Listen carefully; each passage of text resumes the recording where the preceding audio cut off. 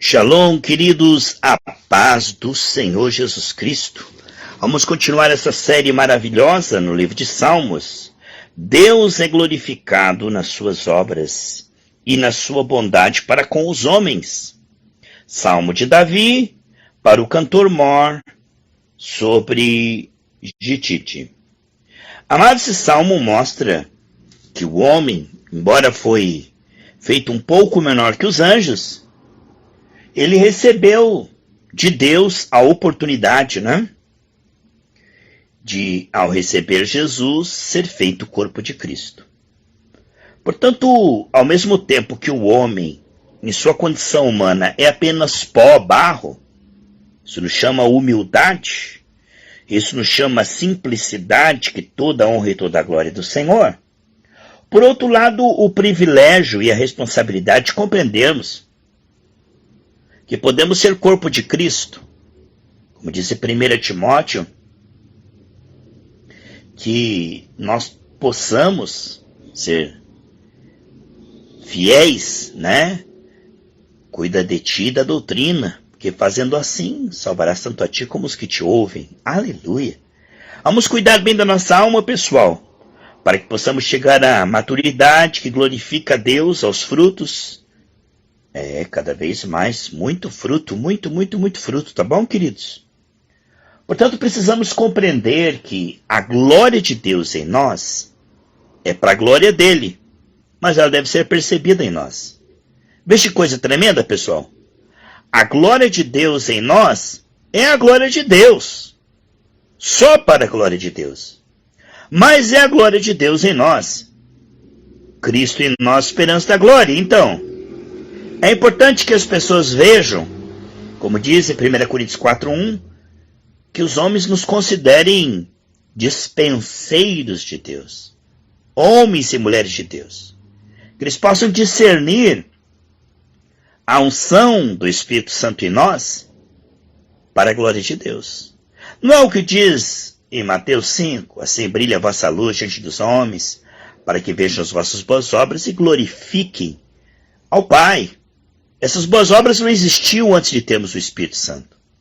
Mas desde que o Espírito Santo entrou em nossa vida, pessoal, essas boas obras serão cada vez mais abundantes. Nós vamos de fruto para mais fruto. Então, é muito importante compreendermos que como Deus enviou a Jesus, Jesus nos enviou e nos encheu do seu Espírito, para que venhamos a fazer as mesmas obras e maiores. Se por um lado o extremo da falsa humildade, não olhem para mim que eu não sou nada, eu não tenho nada para te entregar. Olha aí, isso é falsa humildade, pessoal. O outro extremo é achar que nós somos grandes, importantes em nós mesmos. Jesus disse, em mim nada podeis fazer. A moderação, Pedro disse, o que eu tenho eu te dou, em nome de Jesus, levanta e anda. Então, se ver como o corpo de Cristo, como santos e ungidos em Cristo, é a moderação. É compreender que nós glorificamos a Deus através do corpo de Cristo, porque quem nos escolheu não foi nós, foi o Senhor. João 15,16 diz que não foi vocês que me escolheram, eu escolhi vocês, para que vocês vão e dão fruto, fruto que permanece. E ele diz assim, isto o Pai é glorificado, que deis muito fruto. Portanto, Deus é glorificado quando a unção de Deus aparece na sua vida. E essa unção faz com que eles vejam que você é homem de Deus e mulher de Deus. Paulo diz, por força de sinais, prodígios, milagres, eu tenho ganho toda a Ásia moderna. Então, não é soberba que os homens vejam Jesus na sua vida, vejam o poder de Deus e os milagres na sua vida. Soberba é se você disser que é você que está fazendo isso, quando na verdade você é canal de Deus, quem está fazendo é o Senhor. E você vai ter galardão por isso? Olha, pessoal, a moderação é discernir que a igreja do Senhor Jesus Cristo não é um bando de pecadores, mas é o corpo de Cristo. Porque aqueles que Deus ungiu, ele glorificou, pessoal. E quando nós compreendemos que a glória de Deus está fluindo através de pessoas comuns, nós não estamos elogiando homens, mas estamos elogiando o Espírito fluindo através de homens. Olha só. Ó Senhor, Senhor nosso, quão admirável, né? Quão adorado, quão tremendo, quão grandioso é o seu nome. O teu nome em todas as nações, né? Em toda a terra, diz aqui, ó. Quão admirável é o teu nome em toda a terra, pois puseste a tua glória sobre os céus. Então, assentado num trono, o nosso Deus reina soberano, pessoal. O nome do Senhor Jesus Cristo, que é o acesso até o Pai, né? O seu nome, a sua glória está sobre todos os céus, mas desceu numa manjedoura, morreu numa cruz e depois veio habitar em nossos corações e flui através dos nossos lábios essa glória. Pessoal, a glória de Deus, o templo é lugar de glória e Deus flui através da igreja. Portanto, uma igreja gloriosa é uma igreja que está liberando cada vez mais, que diz que rios fluirão do seu ventre, né? Temos esse tesouro em vaso de barro, para que a excelência do poder seja do Senhor. Toda honra e toda glória ao Senhor, pessoal, mas que ela seja discernida na minha e na sua vida. Como aquela mulher disse, eu vejo que esse homem que passa por nós é o santo homem de Deus. Isso é correto, pessoal. É correto que as pessoas percebam a sabedoria de Deus, a unção de Deus, o poder de Deus na sua vida e deem glória para o Senhor. E que eles discernam que você é uma pessoa de Deus e que através da sua vida Deus faz, Deus fala, Deus restaura outras. É muito importante que as pessoas vejam motivo para se congregarem, né? Por que vocês vêm numa live, ou num culto, ou numa reunião nos lares? Porque vocês discernem que Deus está operando ali. Né? Eles são de 2 ou 3 estiverem reunidos. Em meu nome estou no meio deles.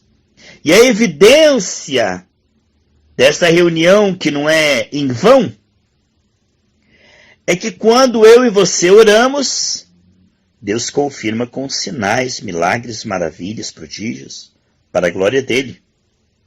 Colocando a sua chancela, colocando a sua assinatura, dizendo, essa palavra é minha. Este povo é meu, essa igreja é minha. Isto deve trazer glória para o Senhor e alegria para todo o povo. Amém, pessoal?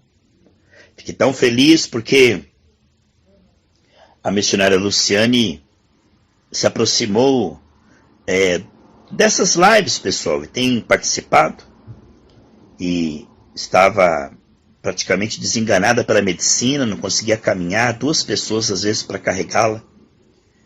E ela foi instantaneamente curada através da oração da igreja. E hoje me contou que desde que ela se aproximou da palavra, depois que Deus a curou, começou a vir bênçãos financeiras de todos os lados. Eu falei, é só o começo, minha irmã. Quem se aproxima da palavra e do povo de Deus vai começar a ter sinais, pessoal. Então você que está aqui nessa live, espere com certeza sinais, prodígios, maravilhas e milagres como resposta.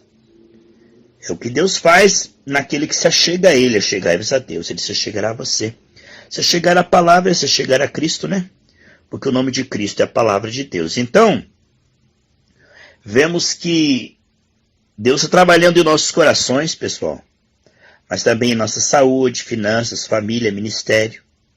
No versículo 2 diz, da boca das crianças, dos pequeninos, pessoal, e dos que mamam, tu suscitaste força ou louvor. Né? Essa palavra força aqui é ânimo para louvar, condição para trazer glória para o Senhor, ânimo para produzir frutos que glorificam a Deus. Suscitaste da boca das crianças o Senhor, dos pequeninos. Foi esse versículo que Jesus citou, quando disseram, manda as crianças parar de te louvar, Jesus. Ele falou, vocês não leram, não? Que da boca das crianças Deus suscita louvor. Força, por causa dos teus adversários, para fazeres calar o inimigo e vingativo. Então até mesmo uma criança ungida tem mais força do que o inferno inteiro, pessoal. O nome de Jesus numa criança batizada com o Espírito Santo. Aquela mãozinha se levanta e a enfermidade desaparece. Olha aí, pessoal. Não é só para quando ficar velho que eu vou servir a Jesus, não. Pequeno Samuel servia a Jesus quando era criança. Jesus com 12 anos pregava para os fariseus. José, Daniel serviam a Deus na sua juventude. Então essa ideia de que criança, deixa ser criança, para desse negócio de Bíblia, de igreja, é criança. Por que criança não pode ser cheia de Espírito Santo? Porque a criança pode ser cheia de desenhos diabólicos? Porque a criança tem que ser cheia de coisas do mundo? Porque a criança não pode ter experiência com o terceiro céu? Não, ela é muito pequena para ter experiência com Deus. Deixa ela ter experiência com o mundanismo, com a carnalidade. Deixa ela ter experiência com as coisas das trevas. Porque a criança, o Senhor diz, deixai vir as minhas criancinhas, não impeçais, porque delas é o reino dos céus. Por que uma criança não pode ter visões, experiência do terceiro céu com Deus? Porventura Deus fanatiza alguém? Fanatismo é uma coisa, experiência com Deus é outra. Criança ter experiência com Deus não é fanatismo, não é alienação. Quanto mais uma criança tem experiência com Deus, mais sábia ela vai se portar neste mundo. Porque Deus não aliena as pessoas, Ele prepara elas para viverem melhor neste mundo visível. Portanto, uma criança cheia do Espírito Santo não é uma criança fanática. O Espírito Santo não deixa ninguém louco, nem bobo, nem tolo, mas sábio. O vinho deste mundo tira o entendimento, mas o vinho do Espírito, encher-se do Espírito, se tornará sábio. Portanto, não tenha medo que a criança perceba a presença de Deus e chore, e seja arrebatado ao terceiro céu. Porque isso é para todas as fases, pessoal. Ser cheio do Espírito Santo não é só para velho, para pessoas de outras idades, não. Olha que João Batista foi cheio do Espírito Santo no ventre, dentro da barriga de Isabel. Quando chegou perto de Jesus, ele ficou cheio do Espírito Santo. Essa ideia deixa a criança, põe lá para brincar, só para brincar, só para se distrair. Não, ensina a criança no caminho. A criança pode ter mais experiência com Deus do que nós, pessoal. E Deus sabe ter experiência com criança. Deus sabe falar com criança, viu? Deus sabe encher a criança do Espírito Santo. Ela é muito pequena para ter uma experiência com Deus, eu tenho medo. Ela ainda é criança. Não, vamos deixar esse negócio de evangelho para quando ela for adulta. Da boca das crianças e dos que mamam suscitaste força, louvor, entendimento, adoração. São crianças que têm força, louvor, adoração. Aí ele diz, quando vejo os teus céus, obras de teus dedos, a lua, as estrelas que preparaste, né?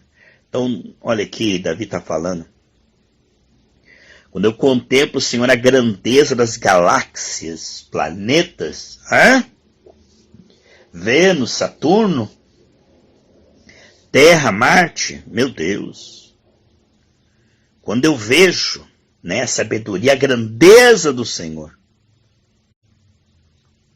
Quando eu vejo a grandeza do oceano, o microcosmo, o macrocosmo, bilhões de galáxias, Ele pergunta, Davi pergunta, quando eu vejo a grandeza das galáxias, eu pergunto, o que é o homem mortal para que te lembres dele? E o filho do homem para que o visites? Interessante aqui que ele diz, é um jogo de palavra, homem e filho do homem. Homem, Adão. E filho do homem, Enos, Ben Adão, ou seja, Enos, filho do homem. E Enos foi a geração que substituiu ali Abel. É a geração piedosa. Interessante, pessoal? Aqui vamos ver as notas que temos aqui.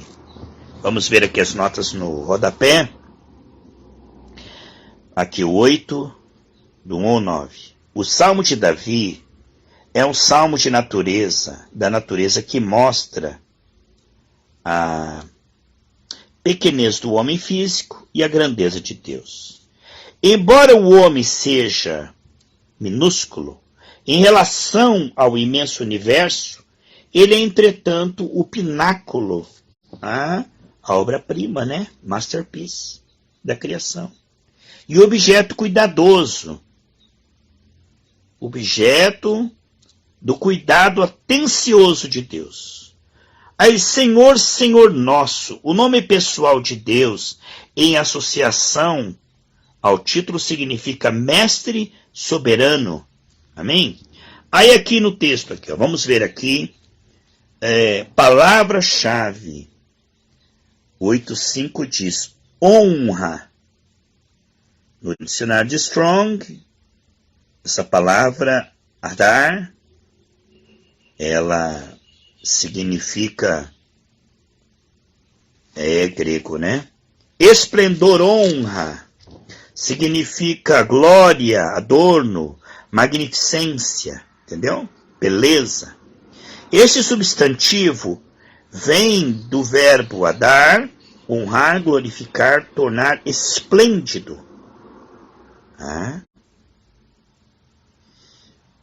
Adar, né, fala do esplendor que pertence a Deus, à sua criação, ao seu reino e ao ser humano.